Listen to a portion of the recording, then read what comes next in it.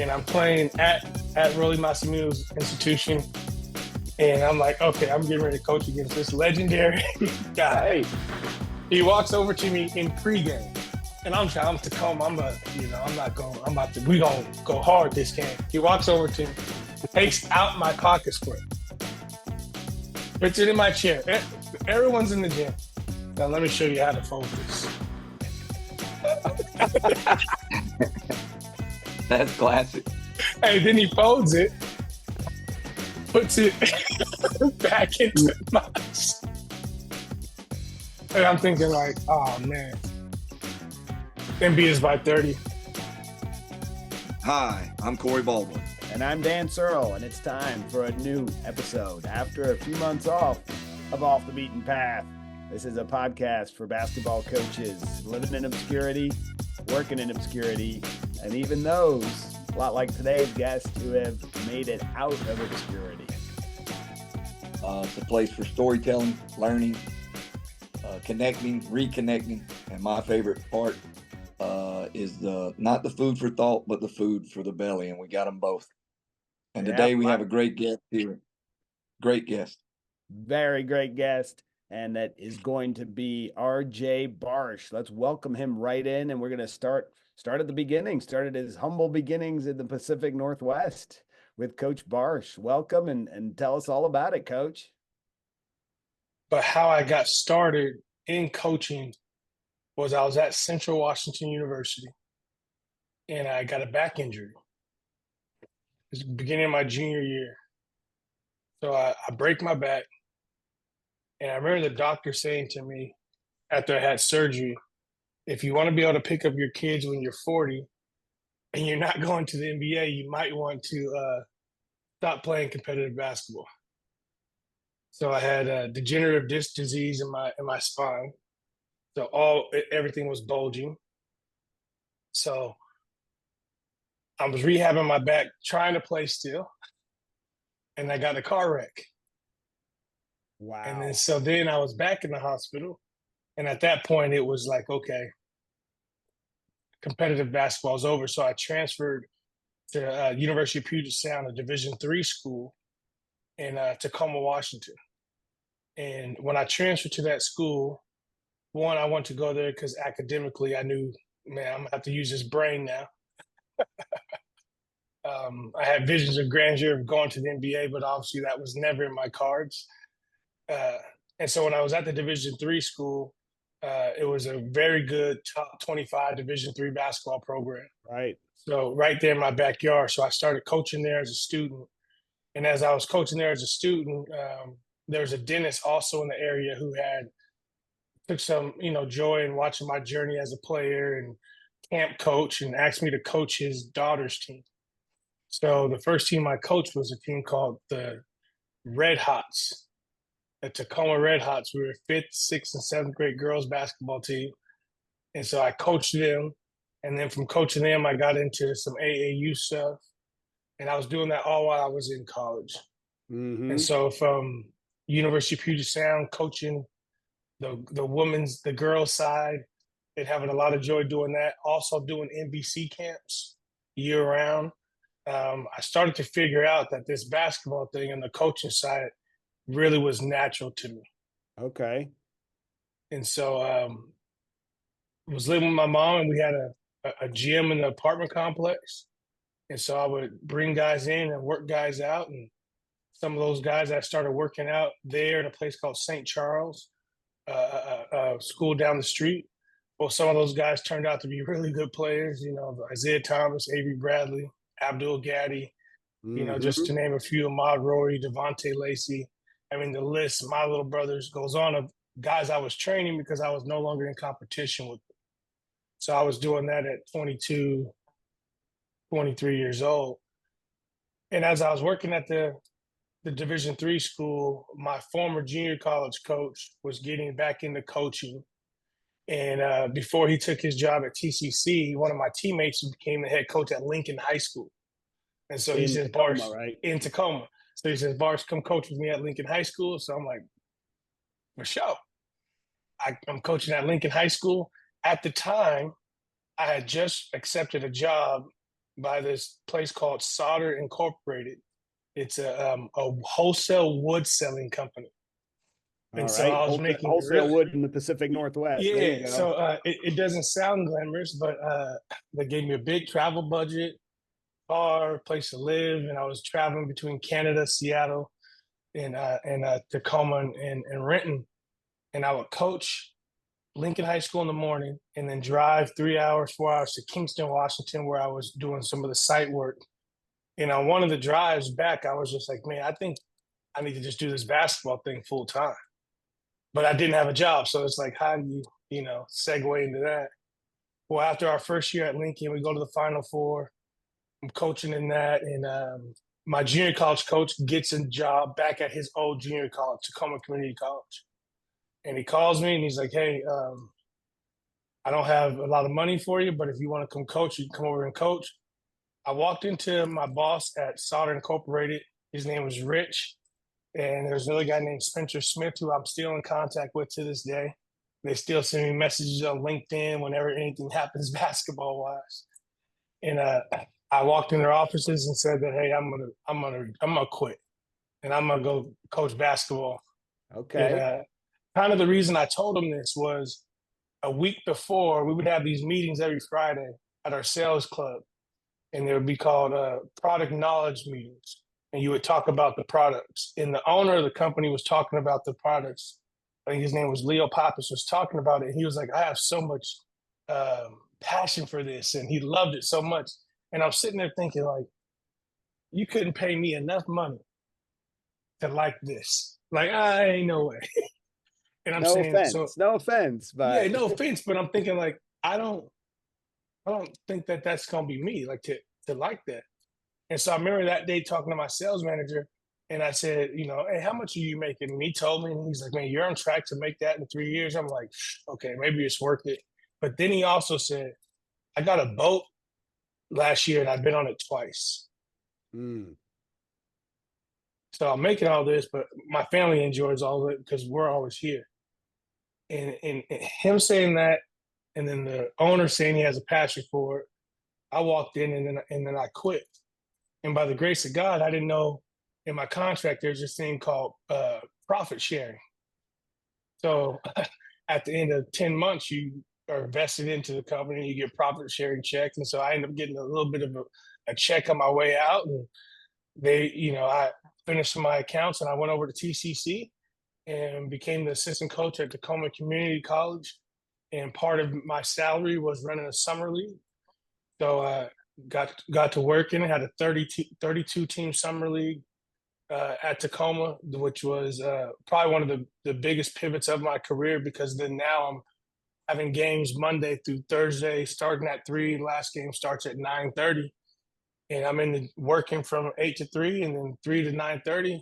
I got every high school in the city coming, and then I would bring the Seattle teams up, hook them up with a little gas. Don't tell nobody that, and they would come play, right? And then so I had the Franklins and the Garfields coming to Tacoma to play these games, and all while building these huge relationships. And that was for 4 years, and we went to the Final Four a couple of times. In my last year at Tacoma Community College, we won the title. There you go. We got so many questions for just the start right here, don't we, Corey? That would be a good start right there. Yeah. That's a great intro. I like that sets the scene for sure. When you realized you wasn't going to play no more, did you immediately know, like, I got to coach? Was that in your blood, or was it kind of just fell in your lap? Well, it was in my blood. My mentor, basically like my father figure, outside of my own dad, who I love and cherish, is a man named Fred Kroll. And he's the founder of something called NBC Camps. And I've been running camps and going to camps since I was 12, 8 weeks of summer. So 13, 8 weeks, 14, 8 weeks. When I was 15, I started being able to work the camps. When I was 20, he let me start a camp. So then I'm running a camp in London. I was running a camp in Italy. So I knew the basketball thing was fun. What I realized about the sales job is I was good at it because I also loved engaging people. So I was like, okay, as long as I'm around people and basketball, I think I'm gonna be okay. I'm gonna just take the money out of it because I hadn't made any money yet. So like, let me not even get to a point to where I can't take the worst job because I now I've had success. And so being in the area, being a guy who people thought was going to play longer than I did, I think I was a welcome sight in the gym of energy. And so yeah, it fell into my lap, but I also probably kicked a couple people out of the way to get it. And also we on the show, it seems like everybody ties into camps, junior college, D3, and down the road you're going to mention Florida. So you're going to hit all four that we seem to always somehow get, which is funny. But tell us a little bit about junior college. A lot of people don't realize that there's a California league, Yeah, there's a national junior college league, and then there's a Northwest league. Explain yeah, that for the ignorant folks out there. yeah. So the NWAC, and I like to keep people ignorant a little bit because some people don't do their homework. And I say we won a junior college championship, and they're like, "Oh wow, no, we didn't play at Hutch." The NWAC was Washington, Oregon, and we had a little bit of Idaho, but we didn't have CSI. North Idaho Right. came in a little bit later. But it Mm-hmm. really was just Washington, Oregon, and not into Northern Cali, not even that deep. But it was about I think 43 or 45 schools at that point. Some of the rules is your scholarships were in state, and you could scholarship one state over, so you couldn't really recruit and give scholarships to a kid in California. I mean, not California, but like in Utah or something like that. Or I couldn't go recruit a kid in Florida. Like they wanted these institutions to support the area with the scholarships. And so that made recruiting easier for me because I was a Tacoma guy. But a lot of those players end up in the Big Sky. Some of the players would lower into the Mountain West, the Big West. Some of the better players have gone to high majors, but it wasn't really a level that was putting out high majors. A bunch of coaches that have coached in that league have been there for a long time. And the guy who I worked for is also the head coach at Skagit Valley now. His name's Carl Howe, and he's a legendary NWAC guy. So it's the Northwest Athletic Conference. And it's really, really good basketball. I would say in the best years, our best teams could compete at Hutch, but we were always missing one or two pieces to actually compete with the national junior colleges. Gotcha. That's interesting. That's good. That's good to hear. And then the last one, I'll let Searle jump in to finalize it. But with D3, how was that after you were, playing in a different level, being around a different level, going to D3? D3 was very interesting because it was the first time where I felt my players in this example, my personal example, didn't need me as much off the floor. And I realized I got a lot of value in being someone they needed to lean on. I got a lot of value in being someone that could help them get out of a jam or help them on a class. But at this level, these young men were coming there with 4.0s, two-parent households, with career aspirations outside of basketball. So there was a level of intentionality that was there, but they didn't need their coach to do anything but coach them. And even their parents, didn't want basketball to necessarily be the cornerstone of their college experience. And so it was a liberal arts university. So I learned very, very early on the kind of institutions that I should be at. And it wasn't not necessarily high academic was okay, but not being able to fully scholarship a student athlete and then not being able to recruit in certain pockets of the country because of the stringent enrollment process. And so I realized very early that, okay, I enjoy basketball, but there's another component that actually gets me out of bed early that I was missing those 2 years at the D3.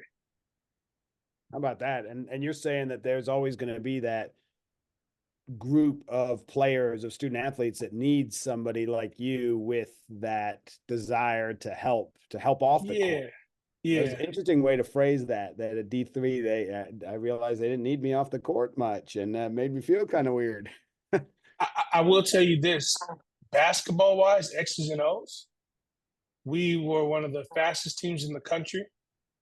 We ran the Vance Wahlberg, you know, attack, attack, skip, attack, attack.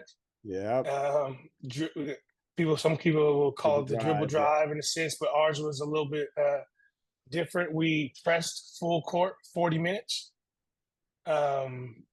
Pre-Shaka Smart era, so we were running and jumping. We shot no pull-ups, threes and layups, and dunks. Part of my job was to have a sub chart. We subbed every 4 minutes, sometimes every 2 minutes. And so my whiteboard literally would be the sub rotation, and then guys would just go in based off how we were subbing in the game. The preset rotation. So Preset rotation. Grinnell-like. Did you guys ever play Grinnell? Very, very Grinnell-like. We did not play Grinnell while I was there. But while I was there, we did beat a Division I team, went down to Cali and beat a D1, one of the UC schools. And we Sweet 16 and Elite 8. So we had guys who could score the ball. And now I look, and a few of those guys are inventors. One's a judge, like so quality, super high quality classmates. But I also learned the benefits of having a system that takes the thinking out of it, because the head coach there at the time was Eric Bridgeland and then Justin Lunt. They realized that the young guys had so much academics on their mind that if we could play a style that just gave them 2 or 3 things to do every time they caught the ball or on defense, it could free them up a little bit. Now, our practices were bloodbaths because we had to play a certain way. We played, 10, 11 guys. So I learned that, and I think that has served me vital in my coaching career. Okay, yeah, every step of the way. We can't wait to hear a couple more, but we can't leave the early years yet. Let's go to that gym. Did you say St. Charles? Is that the name of the school? Yeah, so St. Charles, I did a lot of workouts there, and I had a little Training. program called Together We Can. And basically, it was a nonprofit, and I ran AAU tournaments. Mm-hmm. And so I had AAU tournaments, and I'm talking about where we had some of the better players in Seattle, Tacoma playing in that gym nonstop. You remember when N1 was big and they were going on tour? Right. I mean, that gym was so popping that somebody called me and was like, "Hey, can you get a couple guys together to scrimmage N1?" And so I say, "Sure." I call a couple guys. Next thing you know, the N1 bus is pulling into this back gym in Tacoma. Right. It's all wrapped up. You got the bus on the street and there. you got This is hot awesome. sauce. You got 720. You got all these guys coming into this gym, and I'm just like, I had to call like the father, say, "Can I get the keys to got these guys coming?" And those were special moments because I learned the player development aspect Okay. of how to train a player, because you would sit in the gym all day. I would do this thing during Thanksgiving. I call it Black Friday. You could, for $25, you could drop your child off at the gym, and I would be there from 6 a.m. till 9 p.m. And I feed him, and all we was doing was hooping. We was hooping all day. And so I had families dropping the kids off, coming back, picking them up.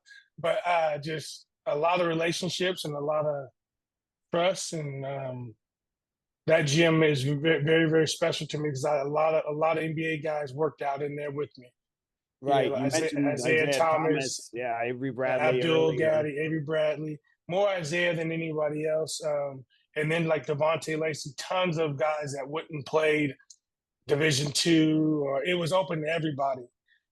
It just makes sense. It was open to everybody. It's just those guys are the ones who hit me up the most to want to work. Right. And Isiah Thomas, big name, NBA, all the rest, has got quite a story himself. Any moments from back then you were I'm actually wearing his brand right now, Slow Grind. Okay. That's his brand. Isiah, what he would do when I had my summer league at TCC, we would play first game would start at 3. And a lot of times he would come work out at 2 o'clock. And so the kids that would be coming in the gym early would see him form shooting. And we would do sometimes where if it hit the net, it didn't count. or if it hit the rim, it didn't count. Right. Only swishes. So Huh? so we would be counting and we get up to 40, 41, 42, and then it hit the rim. We're trying to get to 50. We start over. So a few times I'm starting games late because I'm shooting with Isiah. But nobody complained because you had the best players in the city coming to the gym to play, and here you go, you got a local legend getting shots at. And then it was just his work ethic. He had several guys that played Division I that would come home and get in that gym at TCC. We would have some of the best open gyms because I would run open gym similar to a practice. Got across half court, free throw on game point.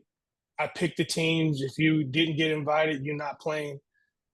Matchups, certain teams got to trap this guy. Like we would play open gym that way so the guys enjoyed it. Right. How about that? I love it. I love it. Maybe we can take us now to the next step, right? So, yeah, from the small gym, geography, just for people listening, Seattle to Tacoma, is it about 45 minutes? And about 45 minutes, yeah. From that I-5 corridor, you got Seattle, you'll go through Federway, Kent, all these small places, SeaTac, which is where the airport's at, and then you end up in Tacoma. There's a 10-year span where so many NBA players came out of Seattle, Tacoma. That was the span where I should have been playing and competing against those guys, but I was opening the gym for them. And I think a lot of people say, what was my cheat code in coaching? It was that I started at 20, 21, rebounding for these guys. The players. The players. Jamal Crawford had a summer league in Seattle at Rainier Beach, and then he started having a summer league at Seattle Pacific. And since I was a young coach, he let me be a head coach in his summer league. So here I am, a junior college assistant. I'm a head coach in the summer league. And one game I'm out there coaching. I'm coaching Nate Robinson, Terrence Williams, Rodney Stuckey. Kobe Bryant played in one of the games. Really? All these guys coming in and playing. Yeah. And I'm learning how to coach, but I'm coaching these guys. And then I get in my car, drive 40 minutes back to TCC and coach my guys. Isiah Thomas's best friend, Dominic Williams, was one of our players. So that's one of the reasons he was also always in our gym. And Dom was the point guard on our championship team my last year. Him and a young man named Mark McLaughlin, who ended up playing at Central Washington. He was a transfer from Baylor. So we had guys from all over the place that ended up at TCC. When we won that championship the last year, I had some decisions to make, right? Like, did I want to stay at the junior college level? Did I want to go be a GA at the Division I level because I had some GA opportunities at some Pac-12 and some Big Sky schools? Because people saw that I was in coaching, and they also saw that I could help get some players. While I was at TCC, if a Division I coach came into the city, I would try to be somebody to go pick him up from the airport, take him to see a player. So Bob Huggins is in town. I'm picking him up at the airport, take him to see somebody. Ben Hallen's in town. I'm driving, pick him up, take him to see somebody. All while I'm at the junior college. Not just TCC guys. You're going anywhere in the SeaTac area. Yeah. I remember picking up Ben Hallen and he lost his cell phone, and Scott Garson, who was assistant coach and also coached in the AI level now at Santa Clara, is calling me, say, hey, I know coach is going to see Josh Smith, Big Josh, and he don't have a cell phone. After you drop him off, can you go to Verizon? And I'm a college lady. So I'm doing all this while I'm a junior college coach. And I just learned that I could be a service to these Division I coaches. But all I asked them is you at least got to walk through my gym. And so those guys would come walk through the gym, and hey, so-and-so's in the gym. And that was, part of my recruiting. Just walk through our gym. Just come, let's walk through the gym. And then we had those young guys in Tacoma that really blew up, that caused a lot of coaches to come through our gym. And I always had my gym available. So it was one of those places guys know they could show up and I could open it at any time of the day. I think I started off by saying I didn't have a job when I got there. a month after being there, the person who was the gym director for like game management, like all the PE teacher, decided to resign. And so then I slid in and just started doing game management for every sport and teaching 2 PE classes. So that's how I was able to actually stay at TCC for 4 years. Okay. Yeah. And then I guess we are at the point where I could make the decision if I want to be a GA or did I want to, continue coaching at the junior college level. We had some internal things happen at TCC to where there was going to be a new head coach, and it could have been me. But I decided, I didn't know if I was actually good at it or I was just at home. And so I got the best players because I was from Tacoma. So I go recruit, and I knew your mom, I knew your uncles, your aunts. So how can you not come to my school if you're not going D1? So I didn't know. I played at TCC. I won a championship there.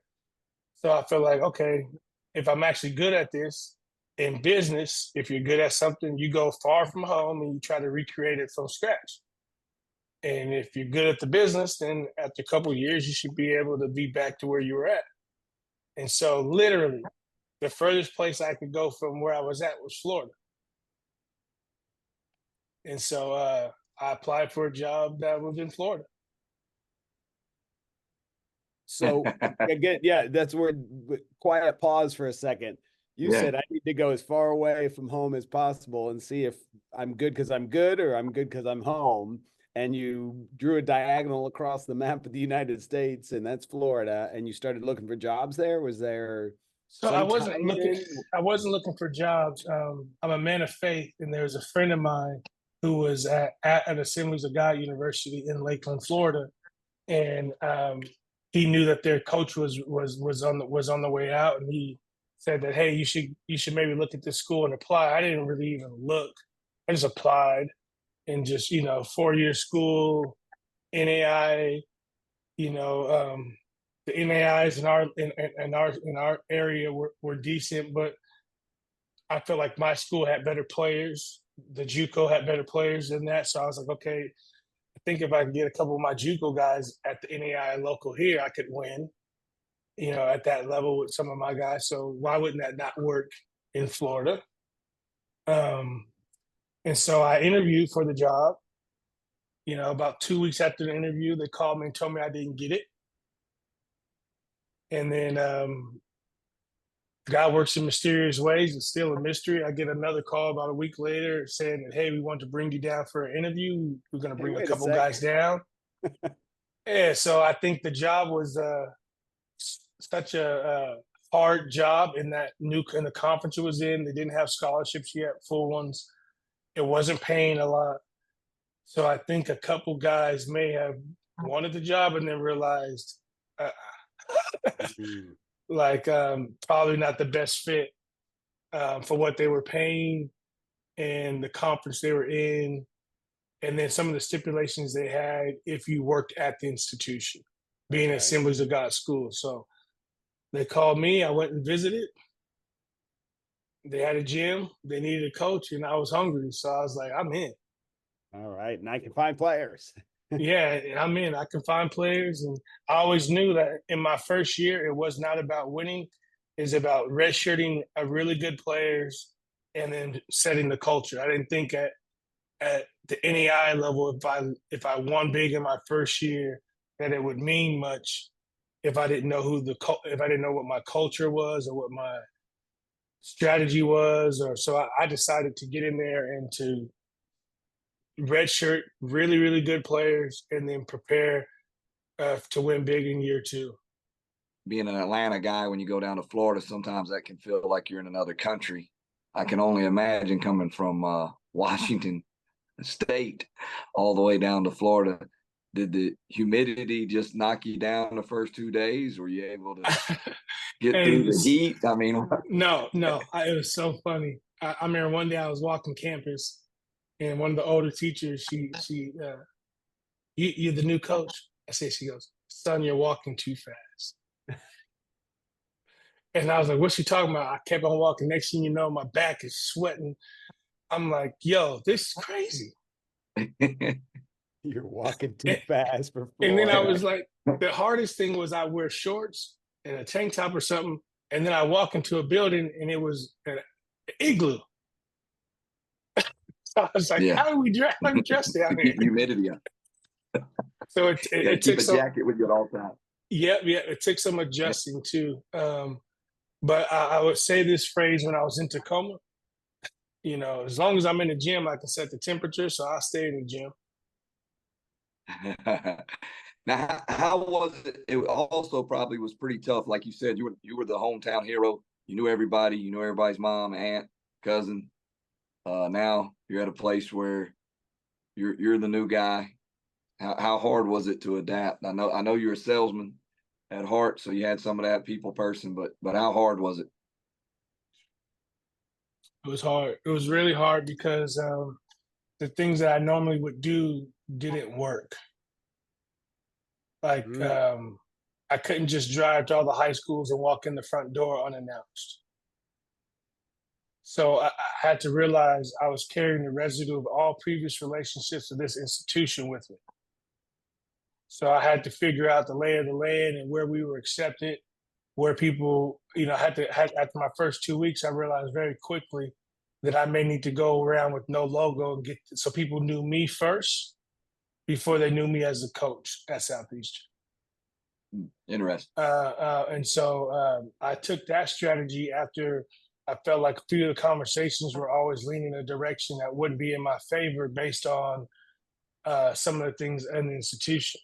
So once I decided to go to the summer league games, and as R-Jay Barsh, I'm here to see guys hoop, and collab with coaches and hang out with coaches, and just they can see that I want to grind with the coaches. After about 6 or 7 months of doing that, then it felt like I was accepted into the basketball community in Polk County, and just keeping my gym open. Again, I just Jim. make sure, hey, if there's any kids in the area, I call coaches. You got young kids, 8th, 9th graders, they want to get in the gym. My gym is open. And Corey Sanders and Dwayne Banky were two of the young guys that decided they wanted to come to the gym in the 8th and 9th grade all the time. So I started training those guys. I think that was a big push because, I became very close to the community through working out with those two young fellas.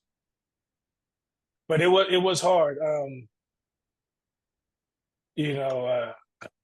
Recruiting 4-year guys into an institution that had a lot of rules.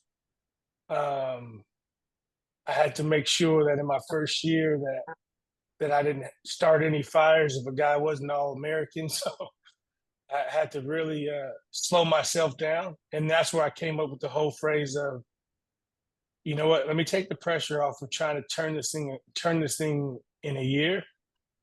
And let me just know everybody, build the community, build the culture. And the culture is not going to be the Southeastern, it's going to be me. So when they think Southeastern basketball, I want them to think of how I am versus like how the school is or this and that. So when they think Southeastern basketball, they think, oh, that's R-Jay Barsh's squad. And that means this, that means that. And so I said, I just had to get out and get involved. And so I would call AAU teams and allow them to use my gym for free. And so a few teams took advantage of that on the men's and women's side. Each one teach one, and Essence women's basketball on the girls' side. So I started having all these heavy hitters basketball wise coming through my gym, getting to know me, and that went a long way in that first year. Back to the comment you made at the very beginning of the transition to Florida, redshirting your best players. Why did you decide to do that? Did somebody recommend that? How did you have that vision of let me build culture? Like you said first was the reason, but even just making that decision and not winning with them potentially is huge. Well, because I figured I would have to get a high level player. I figured there would be some academic issues. Okay. So I was willing to go find a really good player and then hopefully I could convince him he could get a 4-year degree if you redshirted. So like a guy who thought he could go D1 but didn't qualify, that hey, if you come to Southeastern and this and that, then you can sit out a year, then you can play. Or taking a kid from a JUCO and saying, hey, instead of playing your sophomore year, come redshirt here, and then you'll finish with a 4-year degree because you'll get an extra year of school. Because some of those guys end up, I was looking at transcripts, and a lot of the guys at the school I was at Southeastern would get to their last semester and still be 3 or 4 classes away from graduation. And so one of my better players, my best player, was in that situation. And so I use that strategy on, hey, if I play you this year as a first-time black head coach, my best player from Miami, young black man, leads us to whatever we do, and at the end of the season, you don't have a cap and gown on, did I do my job? Mm-hmm. And so my first hard conversation was taking this young man. I took him outside, and I remember right outside the office, there's this huge fence, and I took him outside and I walked him over to the fence, and I was like, I want you to make this next decision like you have your 2-year-old son one day attached to your hip, and whatever you decide right now is going to affect you. If you play this year, you will not graduate. And if you don't graduate and you go back to Miami with 6 credits left, and we're not paying we're NAI, we're not paying for you to finish that. So I said, I think you should redshirt. And it's a private school. Yeah, I said, I think you should redshirt. So it'd be expensive to pay his own way. Yeah. Very. I said, I think you should redshirt, and then you'll graduate. He looked at me and said, okay, coach. Okay, coach. Wait a sec, that was easy. Yeah. And so then after he did that, I took our other best player, and he needed to get his academics in line and not play. And so I put him at a junior college. So he went down the street to Polk State Community College, and he went and got his academics in line. So I knew I had 2 all-league type guys that I didn't have to recruit, and then I just coached that first-year team as hard as I could. And we won some games. We started off pretty good, and then, boy, we take some learning. We learned some lessons. Yeah, in the league I was in, Rolly Massimino was coaching Northwood at the time, now Kaiser University. And I was wearing a suit, and I had the pocket square. And I'm playing at Rolly Massimino's institution. And I'm like, okay, I'm getting ready to coach against this legendary guy. He walks over to me in pregame. And I'm Tacoma. We gonna go hard this game. He walks over to me, takes out my pocket square, puts it in my chair. Everyone's in the gym. So let me show you how to fold this. That's classic. And then he folds it, puts it back into my. And I'm thinking like, oh man. And beat us by 30. Okay, there I was gonna say. So was he just being real nice grandpa, or was he that was his flex? That was his mind game right there. He beat us by 30. 2 days later we were in the playing game, which means we had to play him again. And I think we might have lost by 28. So we had a 2-point swing. But Rolly and I got close. He saw what I did. He saw what I did with in recruiting and redshirting Dwayne Johnson. Like he saw that. And after the season, he literally told me, your team, you're really good next year. And I'm thinking like, okay, if he sees that because of the guys in sweatsuits behind me, that probably means something. And we were pretty good in year 2. All right. And how did you keep those guys plugged in during that time? So, I mean, a lot of it was the part where I knew I wasn't a Division III coach, in that because of the relationship part not being so important. where I was at Southeastern, that was the most important thing, even to the administration, that their coaches be actively involved in the lives every day of their student athletes.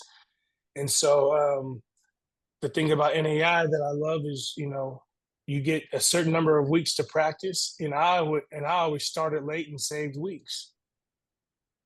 I didn't, I figured, like, why do I need 8 weeks to prepare for this season?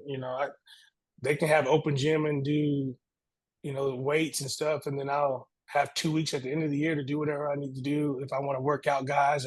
Then I realized if I brought a guy in for a visit that you could do a tryout, and so kept guys in the gym that way. And then I would put certain of our players in pro-ams. So they had the pro-am in Orlando. I would call.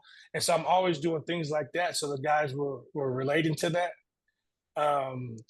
And then just having, I'm telling you, there's the simple thing of keeping the gym open. A kid who's hungry and wants to get better, keeping that gym open goes a long way. And then our best players really, really fell in love with the university. They had a lot of things that really could benefit young men in their development. And the other side of campus, I really got involved with, which I think I always encourage coaches, to cross that bridge to the other side of campus, because there's a lot of resources on your campus that can save you a lot of heartache as a coach, because you can tell the parent he's meeting with this person over here about this, he's doing that, versus trying to be the end all be all. And so I think that kept guys engaged. In that aspect was that. And then there, I lived in truth with them. You're at the NAI level. If you transferred here from a Division I, if I recruited you from a junior college, you never in your life dreamed of being at this school. But the day you realize that you're here and this is the best of the best for you, then you'll be okay. But if you keep thinking there's something better because of this, then you're going to struggle. So this is your last chance. And let's make the best. And I would have that living true conversation day one with guys. Like, if we can get away from thinking that something's better, we can have fun here. How'd you phrase it? Is that what you called the conversation? Is that how you? Yeah, it will be different with different guys. Some guys I would get a lot of transfers second semester. And and those guys were easier because I could tell them, if it wasn't for me in NAI, you wouldn't even have a chance to play anymore and get your school paid for. Mm-hmm. So this is your last shot. So that was an easier conversation than recruiting a freshman who thought he could go Division I. So then I stopped recruiting those guys. And I started recruiting guys who had somewhat of a cerebral cortex understanding of this could be a development piece for me. And they didn't think like, oh, this was a step down. And then I would do little things like, hey, we're going to play this D1. And then if you think you're Division I, then here's a game to show it. And so, and then the last thing I would do is I would tell them, do you think I dreamed of being here? No, I never dreamed of being at Southeastern at any high school. I dreamed when I was younger of being the head coach of, such and such university, skipping all the steps, right to the Division I in the Final Four. I was dreaming. Easy. But then I said, but for whatever reason, when I put my hands to the plow, this became my dream job. So, I think every single guy you convince differently. I think the best thing for me was my best player in my second year, Dwayne Johnson, was all in with me. And he was the university's first All-American. He was a first-generation graduate from Miami. Like, he was such a prominent piece to that community. For him to be all in with me bought me a lot of cachet with everyone going forward. Well, that's good stuff. What about, I know you had Randy Lee on your staff, who we've had on this show before with all his journeys and different places he has been. Tell us a little bit about that component. My second year, we go to the Final Four. We're 27-5 or something like that. Make it to the Final Four, ranked top 3 in the country. My third year, we're ranked top 25. Fourth and fifth year, they built a dorm on campus, and they talked to all the head coaches and asked us not to take transfers anymore because of the retention of the transfers. I would recruit transfers who are above a certain age, and they would live off campus. Well, now we have a 400, seat, a 400 room dorm that we need students in. You got to fill it, So right? we have to fill it. We need retention. And if you get a freshman that lives in there, they live in second year. So my fourth and fifth year were quite difficult because I wasn't able to get some of those transfers. And so I spent a lot of time in the high school ranks trying to find the right high school guys that could fit a style of play that could give us a chance to win, that could, I had to get innovative and be creative. And if you start doing those two things in Polk County with basketball, you will run into Randy Lee. If you get innovative and creative. And I remember seeing him at a summer league game, coaching his team, and I'm thinking like he reminded me of a coach I always wanted to play for because he was coaching them so hard, but then after the game, laughing as hard with them as hard as he's coaching with them. And then when I talked to him on the sideline, he was not only did he tell me about his players, he told me about every player in the league that I probably should be recruiting. He told me about a player in Africa that I probably could get. He told me about a player in Wisconsin that I should look at. And I'm just like, is this guy? And but like with anything, life throws us curveballs, and he was throwing a curveball to where he didn't know what he would be able to do as a coach. And for me, I think you can find a lot of diamonds in second chance opportunities. And so, I had enough equity with my institution to go out and hire whoever I wanted. And so I went out. He sent me an email that he just wanted to volunteer. And I didn't respond to a lot of those because you got those all the time. And this one was, I saw that name. I was like, man, I could learn from this, from Randy Lee. So I brought him in. And after about 3 or 4 months of him just watching and being a volunteer, I just went to the administration and said, I gotta have Randy Lee. And he has probably been the biggest, influence and part of my career since those days of bringing him in, just because of his relentless work ethic and how much he cares about the individuals he's working for. And there's nothing he won't do for somebody he cares about. And then our team went on to win some championships and compete in some massive games. The thing that connected us was I built a really good relationship with Coach Hamilton, CY, and Stan Jones at Florida State, and Dennis Gates. And so whenever I would cross the path about hiring or recruiting, I would lean on Coach Ham. And when I brought up Coach Lee to them, they was like, if you can get Coach Lee, you hit a home run. And I said, okay, if I can get that in a text message from somebody at Florida State, I show that to my AD, I think we'd be all right. And so Coach Ham did that for me, and we had already played against Florida State twice as an NAIA school, and so they had helped us fiscally in a couple ways. So there was some relationship there, and me and Randy still rock to this day. That's awesome, right? Yeah, and they had their Miami days; they're all tied in there. Yeah. So I didn't even know that part, right? Like I didn't know that part, and I didn't have that was my first everyday assistant. Like I didn't have a full-time assistant until my 5th year at Southeastern. I was me and then volunteers. Right. So then when you're telling all these stories about being in gyms, opening up gyms, dorms and whatnot, that was you, the one-man band.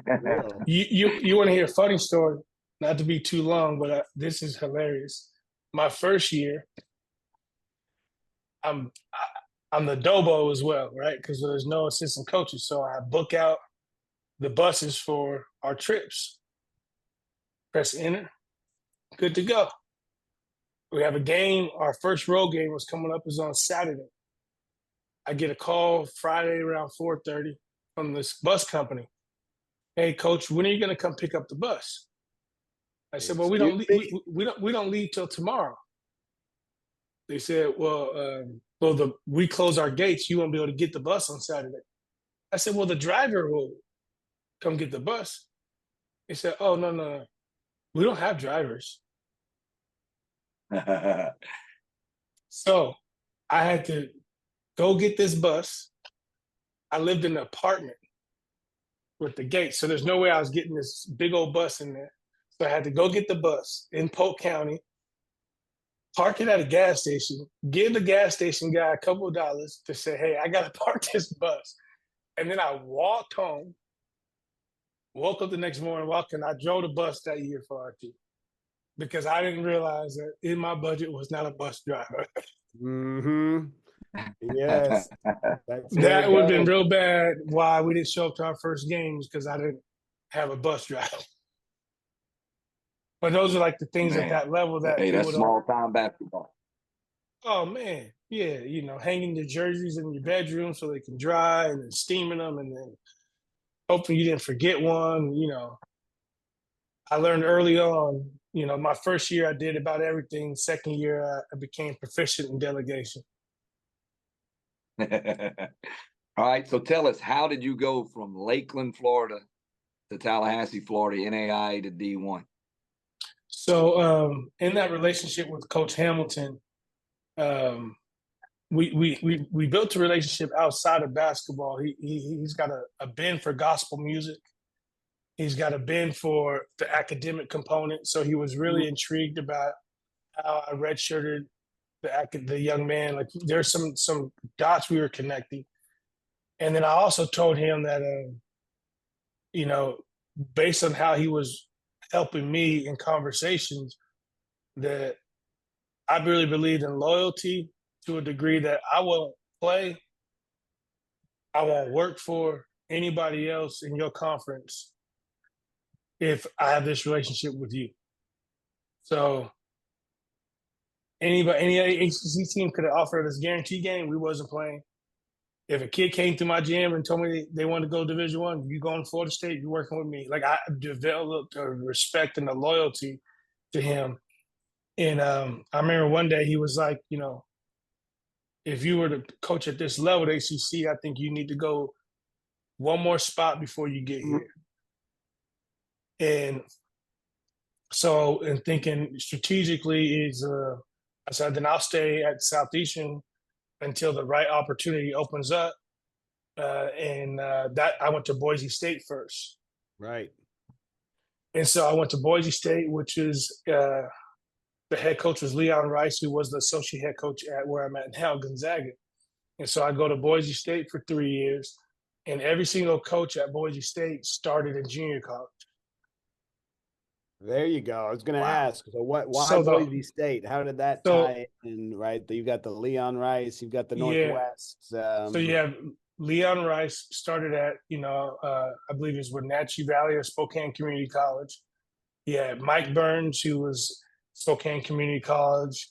You had Tim Duryea, who I forget, there was a junior college in Texas. He may have started out, but guys who had really grinded, old school X and O's, dry to bust type dudes. And so they were looking for a younger guy who kind of fit that niche as well. And my junior college coach at that time was coaching a AAU team with my older brother, and his son was Leon Rice's son was playing on that team. Right. And a lot of people were wondering why I had said no to some Division I opportunities. And the reason I had said no is because if I was going to leave Southeastern, it had to be something that was better, not just for me, but for the people I could help. So I didn't want to just take a job where I was making more money, but there was no trajectory because the head coach was just as young as me. And so I was looking to work for someone 10 to 15 years older who had tenure at their institution that then would allow me to, it takes a while for someone to understand how I work. And so it would allow me to go to the other side of campus, be a part of the Black Student Union, be in the community, see that value. I'm going to get you players, but I want to do that other part too, because that's where I get a lot of my joy in coaching. Right. And Coach Rice wanted that. And so I interviewed and we moved to Boise State. And I did the same thing I did at Southeastern. We redshirted really good players my first year. And those guys that we redshirted, my third year, we won the conference championship and the tournament championship and went to NCAA. And that's when Dennis Gates, CY was headed to go to Missouri. I knew I had a chance at Florida State because when Dennis Gates left for Cleveland State, me and Coach had talked briefly, but I knew he wasn't really offering me a job. But he also was seeing if I thought I was ready for it. And I'd only been at Boise State for about 3 months at that time. And in the conversation, I was pretty quick to say, I'm in the right spot. Like, this is where I need to be right now. I'm learning a lot in this spot. And so was at Boise State for 3 years through the COVID and all that. And then when CY left to go to Missouri, you know, me and CY extremely close, Dennis Gates, all those guys was pulling for me to fill that chair for them at Florida State, just because of my relationship with Coach Hamilton. And so that was an easy conversation because with Coach Rice, I mean, everyone knew I would only leave Boise State for Florida State.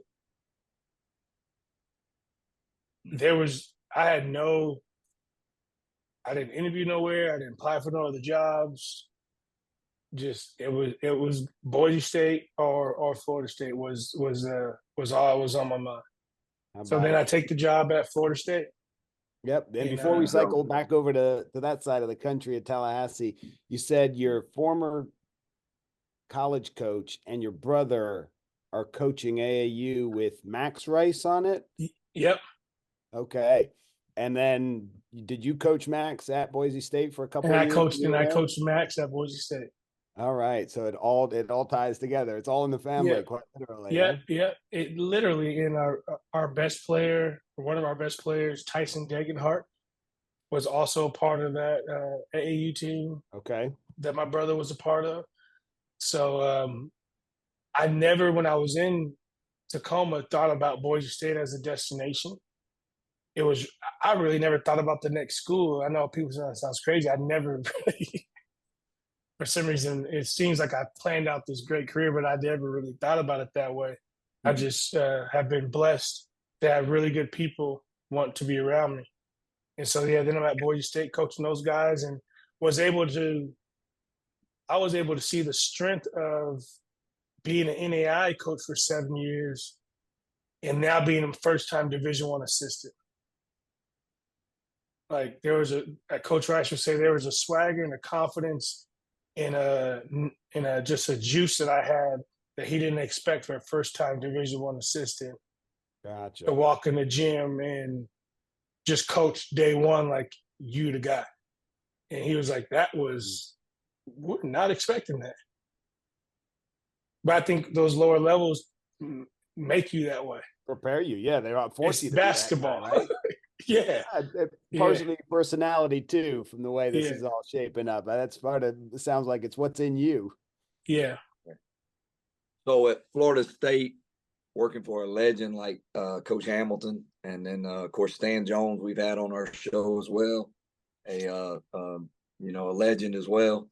What were some of the things you were able to take from those two guys? Already had a great relationship, but now you have a working relationship. So with Coach Jones, I believe it was like 2015, 2016, there was a Father's Day sermon at a church in Tallahassee, and me and him preached it together. So wow. I developed a relationship with those guys off the court.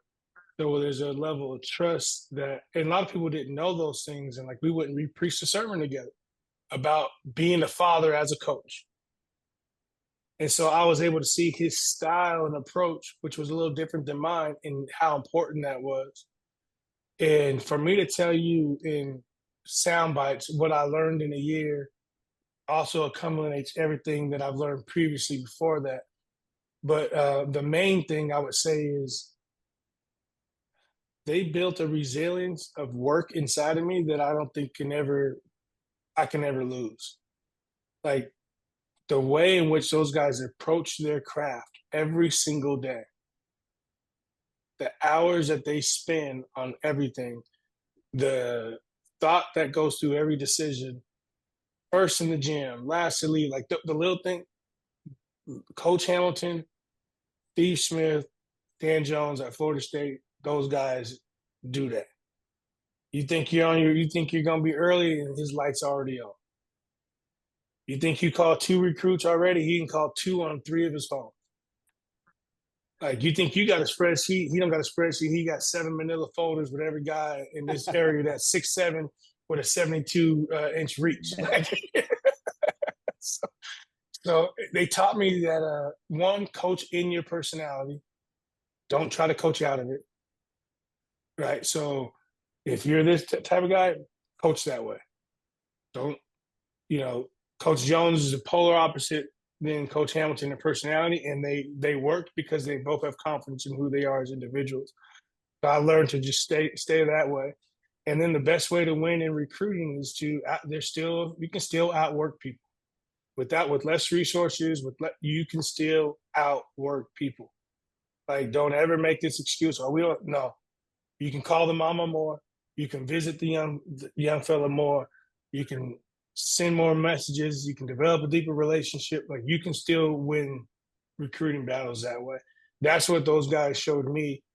And then just the respect that I received because of being attached to them was overwhelming.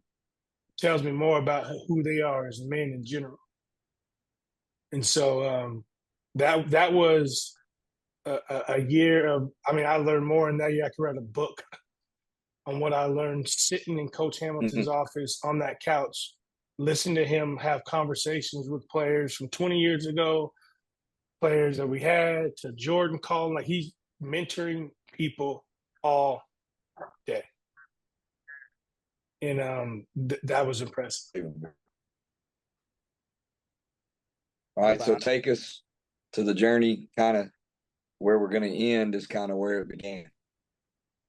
Yeah, so take us, how in the world does a guy go from Florida State to Gonzaga?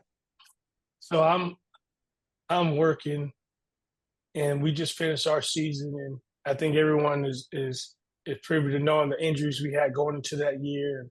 Post-COVID, how Florida State, we really had a tough time that season, but it was really good for me in the sense of that staff has had so much success that they allowed me to get a lot of reps. They allowed me to run the show a lot, which was really good for me. Coach Hamilton and Coach Few were on an NABC committee together. So they were on Zooms all the time talking, and Coach Hamilton would if he's in those meetings or he's talking to his peers, he's one to give credit where credit is due, and he would speak of the joy I was bringing to the organization as we were going through some of our ups and downs. And obviously, Coach Few was hearing those things, and I worked for Coach Rice, who was Coach Few's best friend. And this is the crazy part. When I was at Southeastern, my second year, we played against Valparaiso at UCF in an MTE. We played them because a Division I team got stuck and couldn't make the game. And one of their assistants called me the week before and says, and I had a game on my schedule open. They said, can you get here, Orlando to Lakeland? Easy. I just told him I'm not playing my best player because he's got a bum ankle, but we'll show up. We show up, we play Valpo. We give them a better game than they thought. I was one of our better teams. On that team, the head coach was Bryce Drew and the assistant was Roger Powell. After the game, I said, the only way I play that game is after the game, you guys come and talk to my team, because they were a Christian institution. So Bryce Drew and Roger Powell come in my locker room at Southeastern, talk to my team. Me and Roger Powell exchanged phone numbers. Roger Powell was the head coach. Roger Powell was the assistant coach at Gonzaga that I replaced. So when Roger Powell is taking over at Valpo and he's talking to coach about, hey, who do you think may fit us? Roger's like, my guy R-Jay, but I don't know if he'll leave Coach Hamilton. And now Roger only knew me from Florida.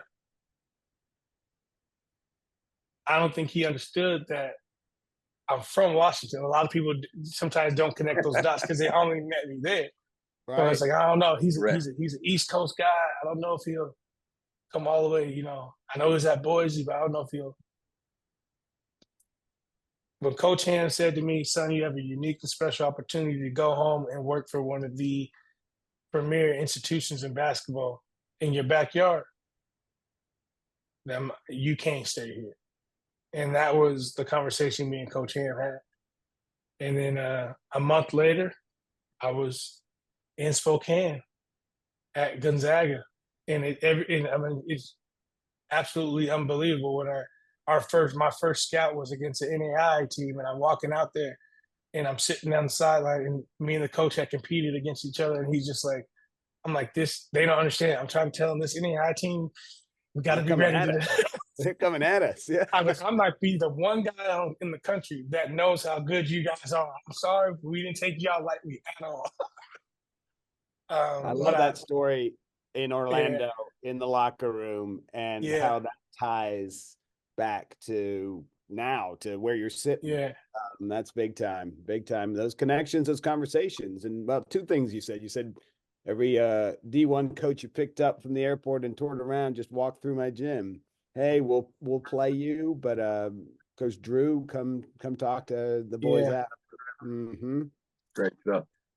That's awesome. Another thing too is you got to stay ready, right? The week of the Final Four, I had no intentions of going to the Final Four last year. And Roger Powell calls me and he says, R-Jay, I know you're a good speaker. I know you're a great speaker. You speak all over the country, things outside of basketball.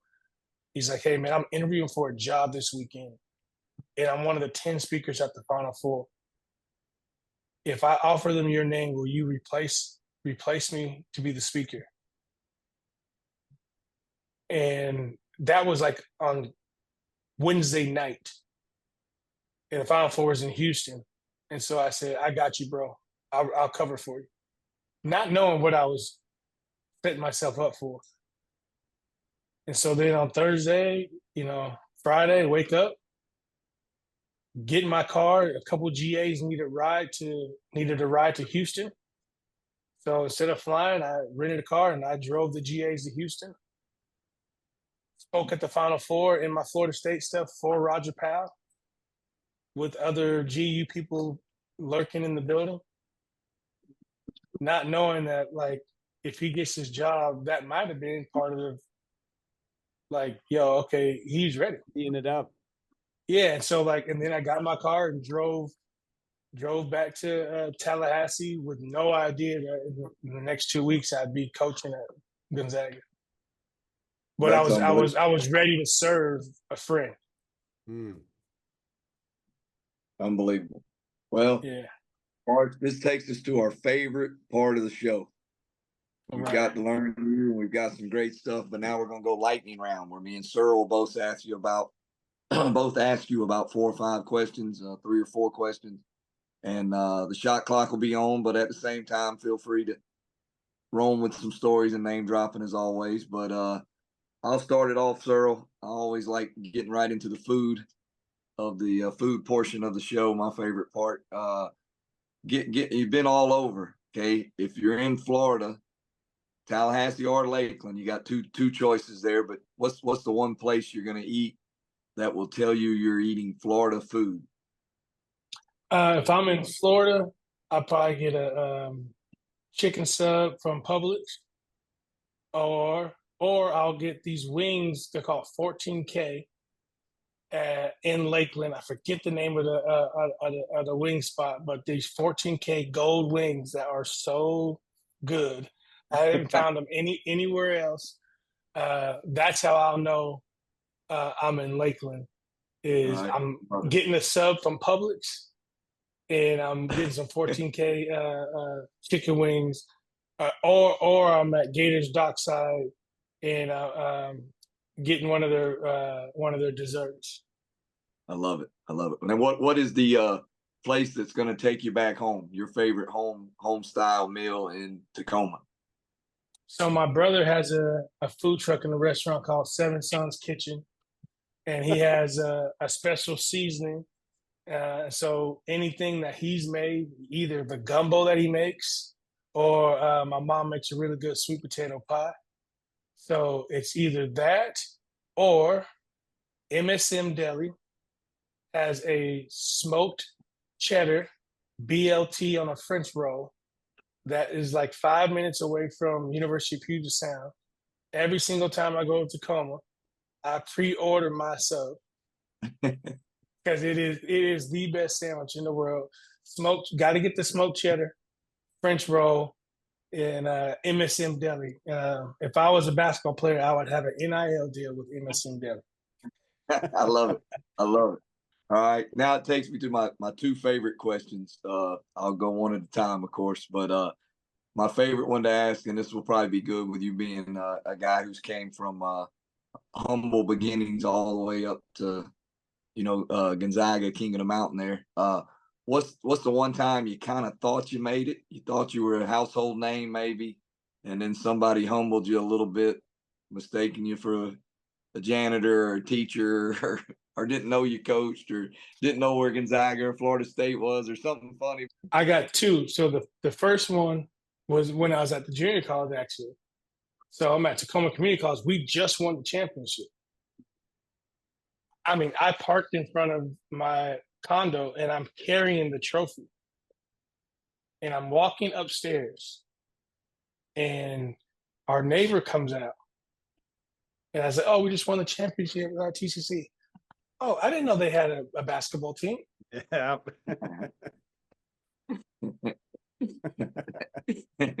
Trust you.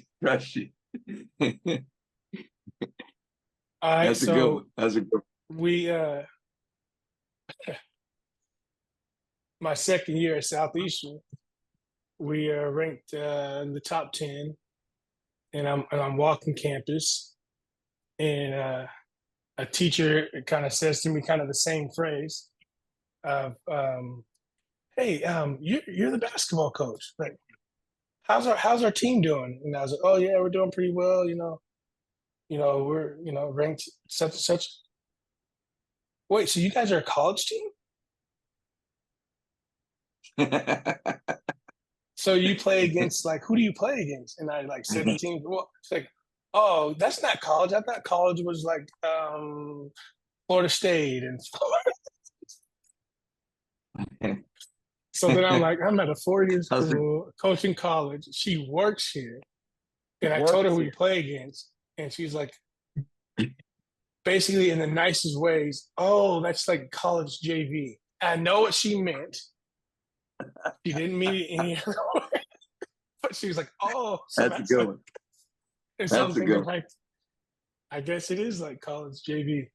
And 2 weeks later, we win the Final Four. Or we make it to the Final Four, and we're getting on a plane to come home on the airline. And I didn't bring enough bags because we had all the trophies and stuff. And the flight person at the desk was like, I guess you didn't expect to win."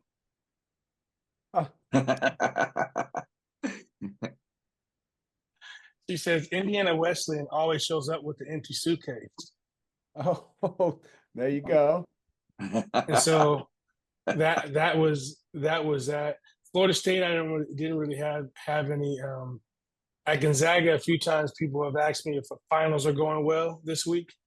So I've been here for a year coaching. Some people still haven't figured out that I'm coaching on campus. But the JV, that's JV basketball, college basketball was the one for me because we also had JV teams in the NAIA. So right, yeah, That's classic. All right. So my next one is probably my favorite is the and you'll have a good one, I'm sure. Give us the worst gym that you've played in and the best atmosphere you played in. So a 2-part question, and then Sir will take over. In my entire career as a college coach, the worst gym. Got to be some bad ones in NAIA. Come on. No, there's a really, really bad one, and I hate to do this, but Thomas University. Thomas, yeah. It's so small. I'm an emotional guy, so we may have broke a few doors on the way out. It's in the middle of nowhere. The rim and the back and the wall are so close, and we play really fast. So I always was worried we were going to run into the wall.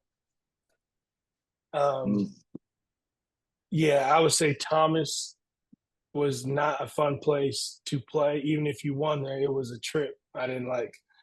Now, the best atmosphere, I mean, the kennel.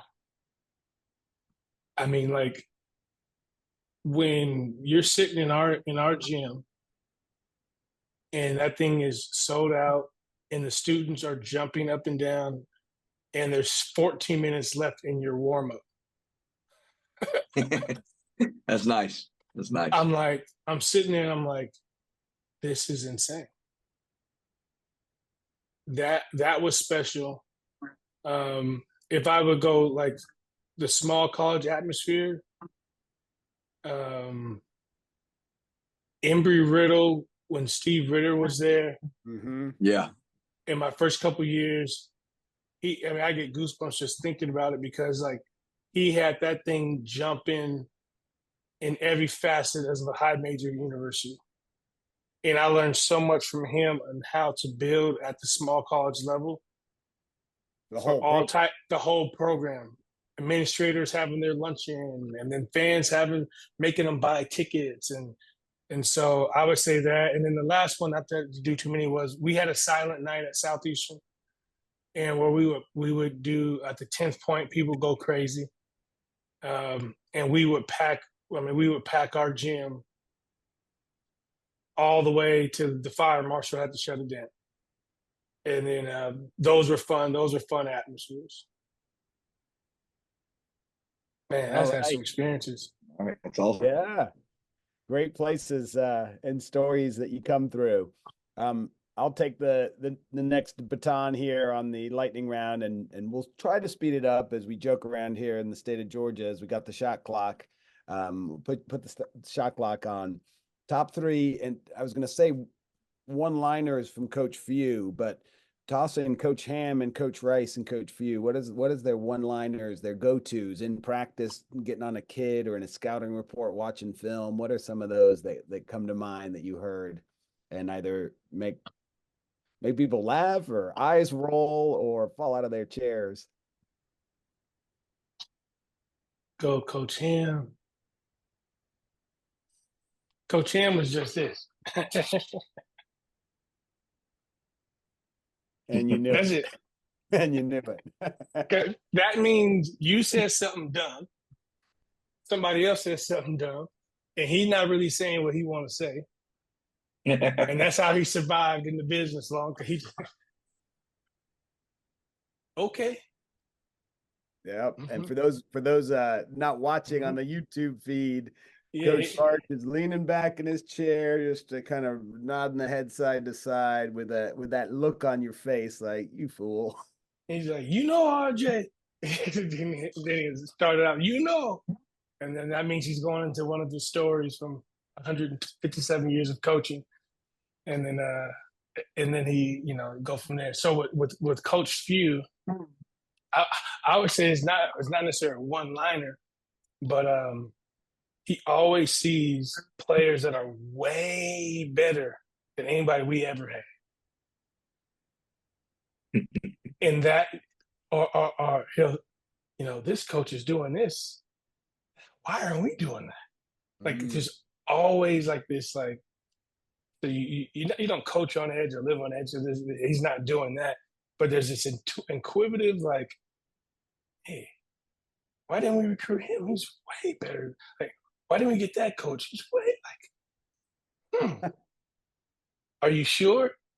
Not much of a one-liner guy though. Or maybe I got to pay more attention. I think I heard you on one of the podcasts or conversations talking about the what was it? Coaching every possession. Every position's different. Yeah. Well, yeah. As far as one-liners, every pick and roll or every situation is a snowflake. Okay. One of my first workouts, I heard him say that to a player. So you can have all the coverages, you can have everything, you can have the textbook, which we give you, but every single situation is going to be a snowflake. It's going to be different. It's going to be made with the same components, but it's going to be different. So you have to have the ability to read it differently in real time. There you go. So like his ability to explain things in the terms in which guys can apply it immediately is unique. And I say with Coach Hamilton, his ability to create an accountability in yourself as a man to do things at a high level happens by him just being in the room. Just being in the room. How about that? Anything from Coach Rice that comes to mind to wrap it up? Yeah. Coach Rice's deal is the balance of life in basketball, and how if you really want to do this for a long time and do it healthy, then there has to be some sense of play in your life that bleeds into how you coach basketball. So whether it's pickleball, whether it's we're on the road and all the coaches are competing in how many steps we can get, he does a really good job of blending the two worlds. So you never feel the pressure of the competition because you competing all day. That was his deal, and he's one of those. He wants to win at everything. If you're sharpening your pencil, I want to sharpen mine faster. Oh, well, you did faster. Mine's is sharper. But wait. You said you don't feel the pressure because you're competing all day. How about that? All day. It's like, so what are we competing at now? Like, all right, who's going to be the last one in the office? Take the day off. We can compete that way. So I've had, I should say that worked for, some legends that way. Yeah. How did he do coaching his son, or how'd that relationship go there from the assistant side watching it? It was phenomenal. It gave me hope. Because because since they're so competitive as a family, but also they have the play side, they could throw jabs back and forth, and it always be we just keep trying to win. And he always told Max, hey, unfortunately, Max, I'm going to be harder on you because you're my son. So you're going to have to do, that's just how it works. Right. And you got to become a player. And Max became a player. And it worked. There you go. It worked. It worked because Max believed in himself more than anybody else. But you got to get that from somewhere. Okay. Coach, we could have done an hour and a half on each of your stops in these conversations. So we will have to wrap it up. I appreciate your time. Do you got any shout outs? We talk about coaching our boys or whatnot. You got your crew, anybody you'd like to say thanks to or shout outs? Man, I think I hit on, the kind of the main points. I just shout out all the GAs and the camp coaches that I've worked with. Roger Smith, guys who started me out in this thing when I was 12 and 13, teaching me how to coach the drills. John Witterauer, my high school coach, taught me how to play the right way. Like guys like that who had no intention but just to coach me as an individual. Roger Smith, John Witterauer, Carl Howe. Those are the three that come to mind right away. Okay. Corey, wrapping it up here. Yes. What a great show. I really enjoyed it. I know we didn't get to hit everything, but we did do the journey, and it was a fun ride. I enjoyed it. I do want you to end with one last thing. We got a couple of minutes here. Is the faith component of your coaching? I know you're a big faith-based person, and you mentioned it through the show, but I think we'd cheat you if we didn't allow you to maybe just give us one last little thing here, and then we'll close it out. I would say the way in which I live my life, I want someone to ask how. And if someone asks how, I can tell them about my faith. I can tell them about what drives me. I want people to be able to see me go through hardship so they can see that the faith that I have and why I practice it. So the way in which I present it today, that's how I live my life with my faith. Everyone has their unique way of doing it. Some people walk around promoting it with the Bible. Some people scream and shout. I just live my life. And if you get close enough to me, you will ask how. And then I'll give you my why. And my why, you see the picture behind me. I think it's over here. That's my son, Grayson. And so I can never trick him. But the phrase or with going to church or with doing it, I can't trick him. Whatever I am, he's going to see and he's going to become.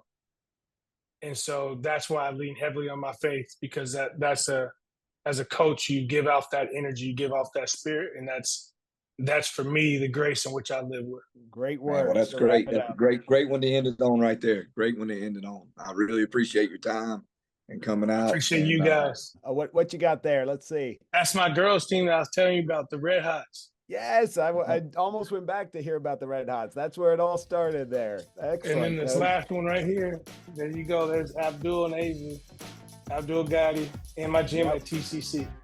How about that? Yeah. Those are two things that I keep back there. And that's my little brother Isaac, who played at Southeastern and won a championship with me a couple years after that. Oh, so you had coaching brother, and you're talking about a brother who played at Southeastern. I had two brothers play for me at Southeastern. There you go. Family affair. Yeah, that's the way to close it out.